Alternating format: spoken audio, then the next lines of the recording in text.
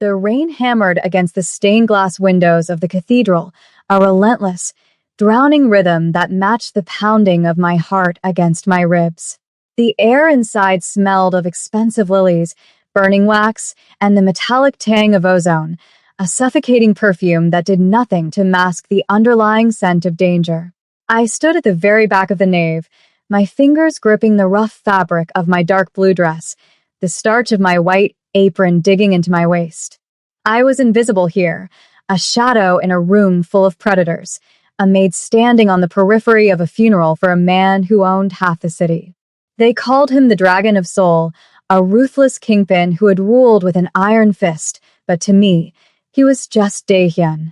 The man in the mahogany casket at the altar was not a monster, and more importantly, the man in the casket was not meant to be there. I watched as the sea of black umbrellas and charcoal suits parted, the mourners bowing their heads in a performance of grief that felt as hollow as the cathedral's vaulted ceiling. His brother, Junho, stood at the podium, his face a mask of solemnity that barely concealed the gleam of triumph in his dark eyes. He spoke in rapid, clipped Korean, his voice echoing off the stone walls, weaving a narrative of tragedy and succession. I didn't need to understand every word to know he was lying. I knew the truth because I had felt the warmth of Daehyun's skin only hours before the accident. I knew the rhythm of his breathing, the specific cadence of his pulse which I had memorized in the quiet, stolen moments before dawn. My legs trembled, threatening to buckle under the weight of the impossible choice before me. If I stayed silent, the man I loved would be buried alive, sealed away in darkness forever. If I stepped forward, I would be signing my own death warrant, marking myself as a target for the most dangerous criminal organization in the country. But then I looked at the coffin again, the polished wood gleaming under the dim lights, and a memory flashed through my mind, his hand covering mine, his voice rough with sleep, promising me that we would find a way out. I took a breath, the air rasping in my throat, and before my fear could paralyze me completely, I pushed open the heavy oak doors and stepped into the aisle. The sound of my footsteps was swallowed by the storm outside, but my voice, when it came, cut through the silence like shattered glass. "He's not dead," I screamed, the words tearing from my chest, raw and undeniable. "Stop the funeral. He is not dead." The reaction was instantaneous and terrifying, a ripple of shock that transformed the solemn gathering into a tableau of violence. Every head turned, a synchronized wave of hostility, and the sound of 100 bodies shifting in the pews was like the rustle of dry leaves before a fire. Men in dark suits moved with practiced fluidity, their hands reaching inside their jackets, the dull glint of steel flashing in the candlelight. I froze, my hands raised in a gesture of surrender that felt pathetically inadequate against the arsenal pointed at my chest. Junho looked up from the podium, his eyes narrowing as he recognized me, a flicker of irritation crossing his face before it settled into a cold, amused sneer. He said something to his lieutenants in a low, dangerous tone, and the guards nearest to me stepped forward, blocking my path. "The help is confused," Junho said in English, his accent heavy and mocking, his voice projecting easily to the back of the room. "She is grief-stricken. Perhaps she spent too much time cleaning the master's quarters and lost her mind." A ripple of dark laughter moved through the front rows, but I didn't flinch. I couldn't afford to. I kept my eyes locked on the coffin, willing the wood to splinter, willing him to wake up. "I'm not confused," I shouted, my voice shaking but gaining strength. "Check his body. He isn't cold. The paralysis. It's a toxin. I know what you gave him." The accusation hung in the air, heavy and poisonous. The laughter died instantly. Junho's smile vanished, replaced by a look of sheer, predatory malice. He descended the steps of the altar slowly, his movements graceful and predatory, like a tiger stalking wounded prey. "You make dangerous claims, little girl," he said softly, closing the distance between us until I could smell the expensive cologne and the stale smoke clinging to him. "Disrespecting the dead is a sin. Interrupting the mourning of the family is a death sentence, he signaled to the guards, two hulking men with impassive faces who grabbed my arms, their fingers digging into my biceps with bruising force. Take her out back, Jun-ho commanded, turning his back on me as if I were nothing more than a stain on the floor. And make sure she doesn't interrupt us again. Wait. The command didn't come from me, and it didn't come from Jun-ho. It came from the front row, from a woman sitting in a wheelchair, draped in layers of black lace. Madam Park, the matriarch, the only person Jun-ho feared. She tapped her cane against the marble floor, the sharp sound echoing through the cavernous space. Let her speak, the old woman rasped, her voice thin but laced with an authority that made the guards hesitate. Jun-ho stiffened, his jaw tightening. Grandmother, this is a farce. She is a maid. She knows nothing. Madam Park turned her head slowly, her eyes milky with age, but seeing far more than anyone gave her credit for. She claims my grandson is alive, she said, her gaze drifting to the coffin.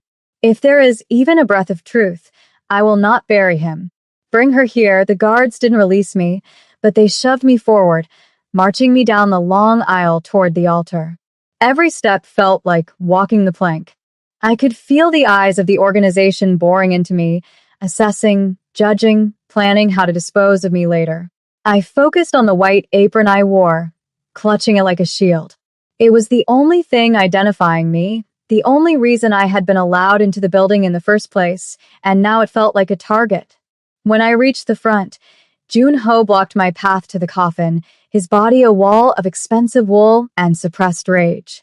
You touch him, he hissed, his voice so low only I could hear, and I will cut the hands from your wrists. I looked up at him, trembling, but the image of Dae-hyun's face, the kindness he hid from the world, the way he looked at me when we were alone, gave me a surge of adrenaline that overrode the terror. If he's dead, then you have nothing to fear, I whispered back. Let me see him. Jun-ho hesitated, his eyes darting to his grandmother, then back to me. He stepped aside, a mock gesture of chivalry that was terrifying in its insincerity. Go ahead, he said, gesturing to the open lid of the casket where only the top half was visible. Say your goodbyes to the master. I approached the casket, the smell of lilies becoming overpowering, mixing with the scent of formaldehyde that I knew was a lie. There he was, Dae-hyun. He looked peaceful, his sharp features softened by the makeup they had applied to make him look lifeless. His skin was pale, almost translucent, and his hands were folded over his chest, clutching a rosary he never used in life. My heart hammered against my ribs, so hard I thought it might bruise them. I reached out, my hand shaking uncontrollably, and brushed the hair back from his forehead. His skin was cool to the touch, and for a split second, doubt seized me. Had I been wrong? Had Jun-ho actually killed him this time? But then I moved my hand down to his neck, pressing my fingers against the hidden pulse point just behind his jaw, a spot he had shown me once, jokingly, after a sparring match. If I ever stop fighting, he had said, breathless and sweating. Check here. If this beats, I'm still in the game. I pressed down, ignoring the collective gasp of the room at the desecration of touching the body. I waited. 1 second. 2 seconds. The silence in the cathedral was absolute, a vacuum waiting to be filled. And then I felt it. Faint. Thready. Uneven. But there. A beat. Thump. Then another. Thump. Tears flooded my eyes, blurring my vision. He's here, I sobbed, turning to face Madam Park. He's alive. I can feel it. Jun-ho lunged forward, his composure shattering. Liar, he roared, reaching for his gun. She is defiling him. But before he could fire, a sound cut through the chaos, a sound that froze everyone in their tracks. It was a gasp, a wet, desperate intake of air, loud and rattling, coming from the coffin. The cathedral erupted. It was as if a bomb had detonated in the center of the room. Screams rang out, chairs were overturned, and the distinct crack of gunfire shattered the stained glass windows above us. I didn't look to see who was shooting. My entire world narrowed down to the man in the box. Dae-hyun's body convulsed, his back arching off the satin lining, his hands clawing blindly at his throat as the paralysis toxin wore off, leaving his lungs starving for oxygen. "Help him," I screamed, grabbing his shoulders and trying to pull him up. "He can't breathe." He was heavy, dead weight shifting into frantic, uncoordinated struggle. His eyes flew open, wide and terrified, the pupils blown out, seeing nothing but darkness. "Keisha," he choked out, the name barely a whisper, distorted by the fluid in his lungs. Hearing my name on his lips in front of everyone, his family, his soldiers, his enemies, was a declaration of war. I wrapped my arms around his torso, heaving him upward, my dark blue dress instantly soaking up the sweat and condensation from his skin. Junho was screaming orders, but the loyalty of the room had fractured. Half the men were looking at their resurrected leader with awe and fear. The other half were looking at Junho for instructions on how to kill a ghost. "Get him out of here." Madam Park's voice rose above the din, sharp and commanding. "Protect the family head." Two men I recognized, guards who had always been loyal to Dae-hyun, rushed the altar, not to attack us, but to shield us. Bullets sparked against the marble steps near my feet. "Move," one of the guards yelled, grabbing Dae-hyun's other arm. We hauled him out of the casket, his legs dragging, his expensive suit rumpled and twisted. We stumbled through the sacristy door, the heavy wood splintering under a hail of bullets, just as we slammed it shut. The noise of the cathedral was muffled instantly, replaced by the frantic echoing of our footsteps in the stone corridor. Dae-hyun was coughing violently now, his body trying to expel the remnants of the poison, his weight leaning almost entirely on me. "Junho," he rasped, his voice sounding like gravel grinding together. Did he see?" "He saw everything," I said, struggling to keep him upright as we navigated the narrow hallway toward the rear exit. "He tried to bury you, Dae." He was at the podium, Dae-hyun's face twisted, a flash of pain that had nothing to do with the poison. He gripped my arm, his fingers digging into my flesh with desperate strength. "You shouldn't have come," he wheezed, stumbling as his legs refused to cooperate. You put yourself in the middle." I stopped for a second, forcing him to look at me. His eyes were clearing, the fog of death receding to reveal the sharp, intelligent intensity one loved.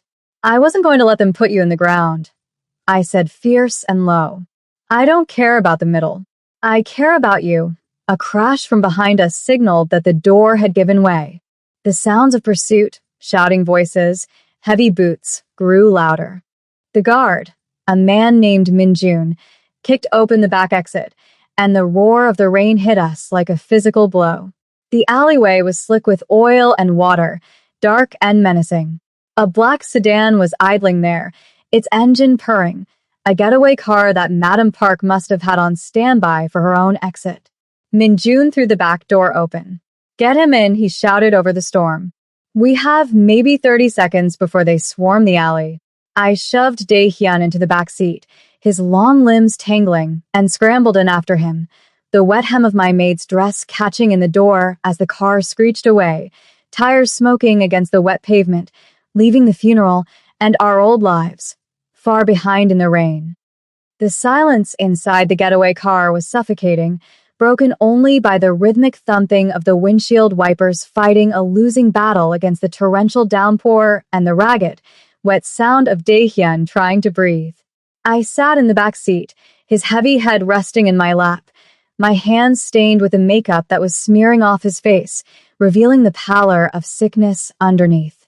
Minjun drove with a terrifying precision, weaving through the labyrinthine backstreets of Seoul, taking corners at speeds that made the tires scream in protest. Every time the car swerved, Dae-hyun groaned, his body seizing with tremors that vibrated through my own bones. "Stay with me," I whispered, brushing the damp hair from his forehead, my fingers trembling. "You didn't wake up just to die in a back seat." His eyes fluttered open, dark and unfocused, struggling to fixate on my face. Keisha, he murmured, his voice sounding like it was being dragged over broken glass. You. You shouldn't be here. It was the same refrain, the same stubborn refusal to accept help that had defined him even when I was just the maid bringing him tea in his study. Shut up, I said, my voice cracking with a mixture of fear and affection.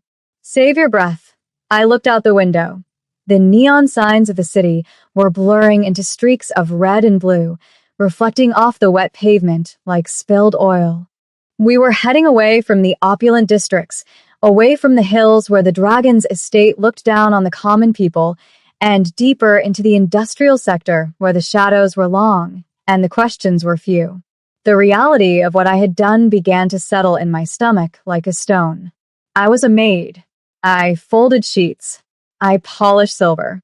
I didn't participate in high-speed chases, and I certainly didn't resurrect Mafia dons. But looking down at him, seeing the vulnerability in the man who terrified half the continent, I knew I had crossed a line that had been erased behind me. I couldn't go back to invisible. I was visible now, glaringly, dangerously visible. Min-Jun slammed on the brakes, the car skidding into a gravel driveway hidden behind a rusted corrugated fence. We're here, he announced, his gun already drawn as he scanned the perimeter. Safe House B. No one knows about this place except Madam Park and the old guard. We hauled Dae-hyun out of the car, the rain instantly soaking us to the bone. The safe house was a derelict warehouse, the inside smelling of dust, stale oil, and neglect. Min-Jun kicked the door shut and bolted it, plunging us into semi-darkness until he flipped a breaker, illuminating the space with harsh, flickering halogen lights.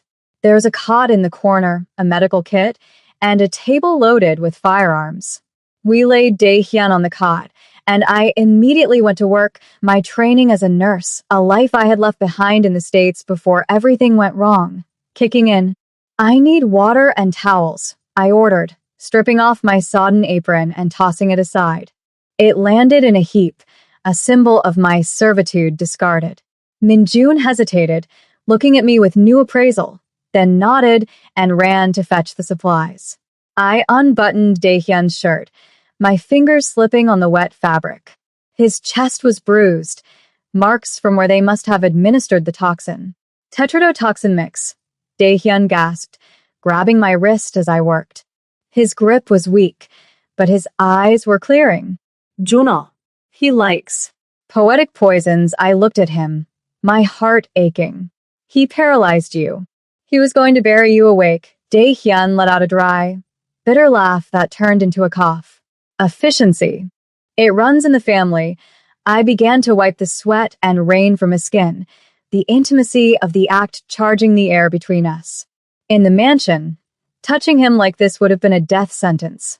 Here, in this dirty warehouse, it was the only thing keeping him tethered to the world. Why did you do it? He asked softly, his gaze locking onto mine. You could have walked away. You could have gone home. I paused, the towel hovering over his heart. This is my home now, I said, the truth of it surprising even me. And I don't let people throw away things that matter. The hours that followed were a blur of tension and hushed whispers. Min-Jun paced by the window, peering through the cracks in the boarded-up glass, while Dae-hyun's strength slowly returned. He sat up on the edge of the cot, shirtless, the dragon tattoo on his back seeming to writhe as he moved. The toxin had left his muscles twitching, but his mind was sharp, honing in on the betrayal like a missile. Junho moved too fast, Dae-hyun said, his voice regaining its command. He assumed I was dead the moment the needle went in. He didn't check the dosage. Arrogance, he looked at me, his expression softening for a fraction of a second before hardening again. He will tear the city apart looking for us. And he will start with the staff. Anyone who saw you. Anyone who knows you. A cold chill went down my spine. The others, I whispered. Cook. The gardeners. They don't know anything. It doesn't matter, Dae-hyun said grimly. Junho cleans house. He doesn't leave loose ends. He stood up, swaying slightly before steadying himself against the table. I need the ledger. Min-Jun turned from the window. Boss, The ledger is in the main vault, in the penthouse. That's the first place they'll lock down. Dae-hyun slammed his fist onto the table, rattling the ammunition. Without the ledger, I am just a ghost with a story. The ledger proves the money laundering, the payoffs, the betrayal of the council. It's the only thing that will make the other families turn on Junho.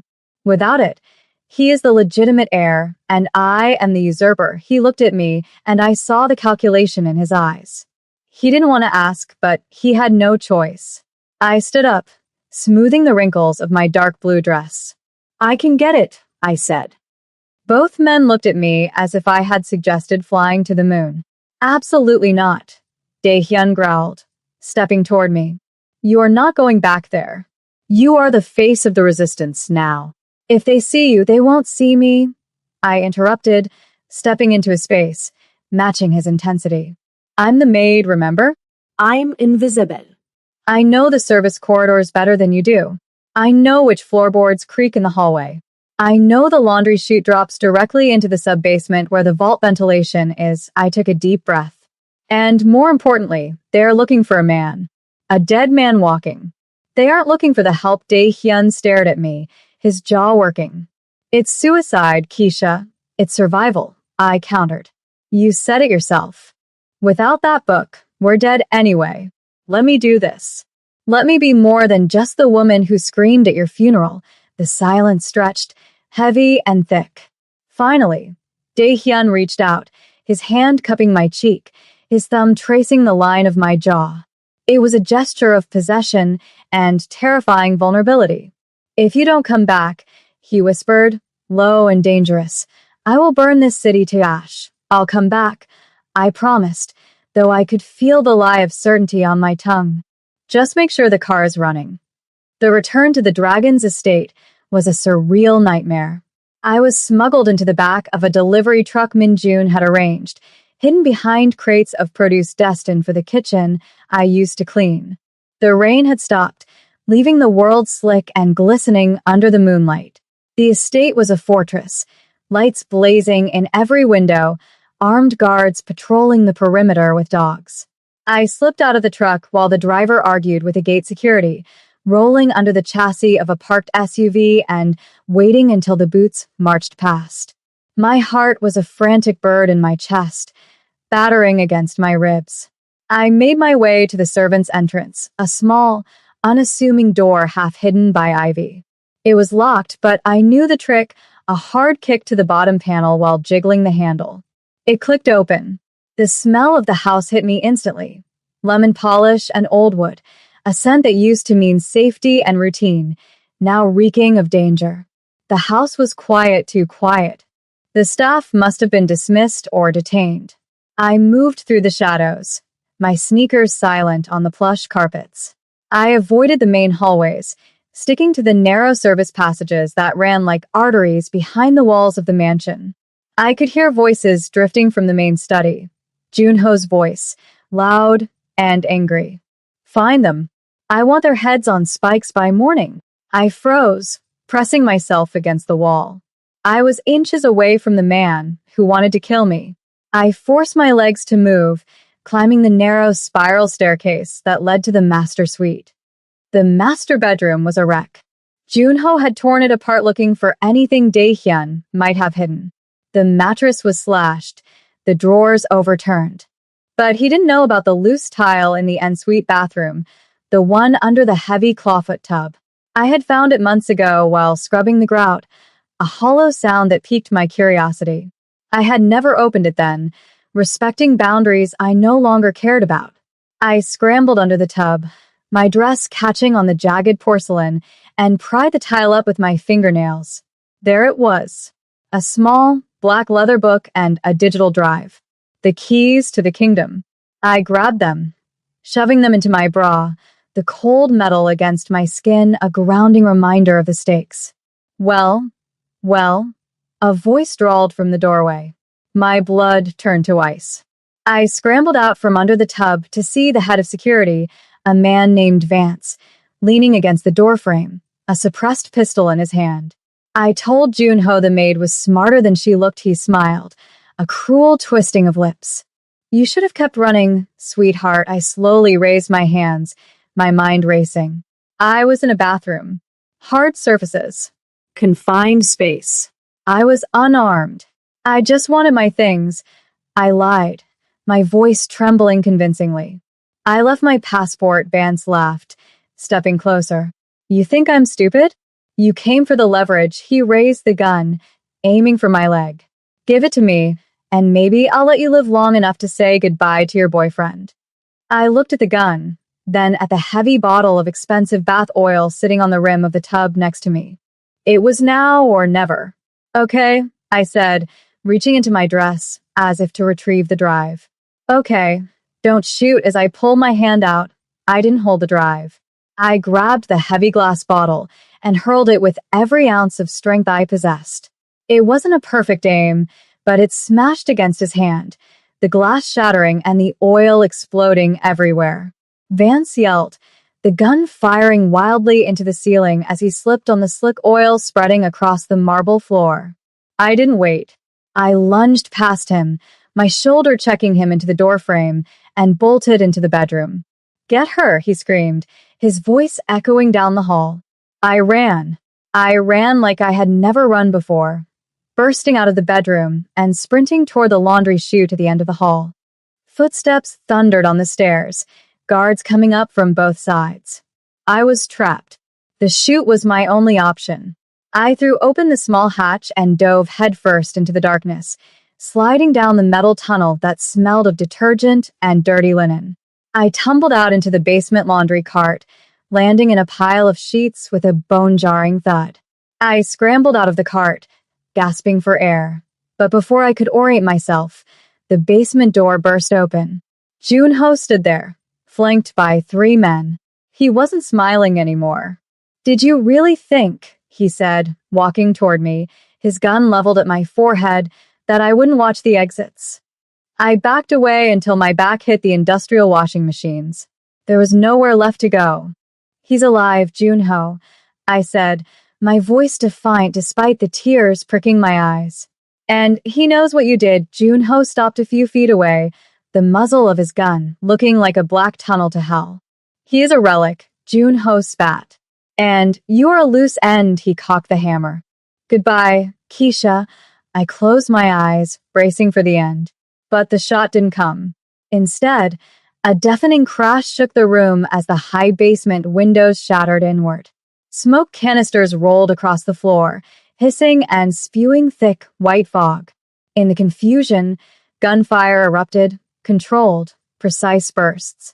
Down, a voice roared. It was Dae-hyun. He hadn't stayed in the car. He had come for me. I dropped to the floor as bullets chewed up the washing machines above my head. Through the smoke, I saw him, a silhouette moving with lethal grace, Min-jun at his side. They cut through Junho's guards with terrifying efficiency. Junho fired blindly, screaming in rage, but he was outmatched. Dae-hyun emerged from the smoke, slamming the butt of his gun into Junho's wrist, sending the weapon skittering away. He kicked his brother in the chest, sending him crashing into the wall. The silence that followed was heavy, broken only by the hissing of the smoke grenades. Dae-hyun stood over his brother, his chest heaving, his face a mask of cold fury. He didn't look at Junho, he looked at me. He walked over, stepping over the bodies of the men who had tried to kill me, and pulled me to my feet. He checked me for injuries, his hands frantic and gentle. I told you to wait, he scolded, but there was no anger in his voice, only relief. I got it, I whispered, pulling the book and the drive from my dress. I got the ledger. Dae-hyun took it, looking at it for a moment, then tossed it to Min-jun. Upload it. Send it to the council. Send it to the police. Send it to everyone. He turned back to Junho, who was struggling to sit up, blood running down his chin. It's over, brother, Dae-hyun said quietly. You wanted the crown. You can have the ashes. Sirens began to wail in the distance. The real police this time, or perhaps the enforcers of the other families. It didn't matter. We walked out of the basement, leaving Junho amidst the wreckage of his ambition. We walked out into the cool night air, the storm finally breaking, leaving the sky clear and full of stars. Daehyun stopped at the edge of the estate, looking back at the house that had been his prison and his kingdom. He took my hand, intertwining his fingers with mine, not as a master and a maid, but as equals.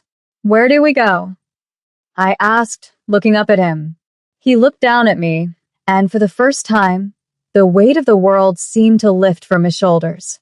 "Anywhere," he said, "as long as you're there." And as we walked into the dark, leaving the sirens and the violence behind, I knew that while the dragon might be dead to the world, the man was finally alive.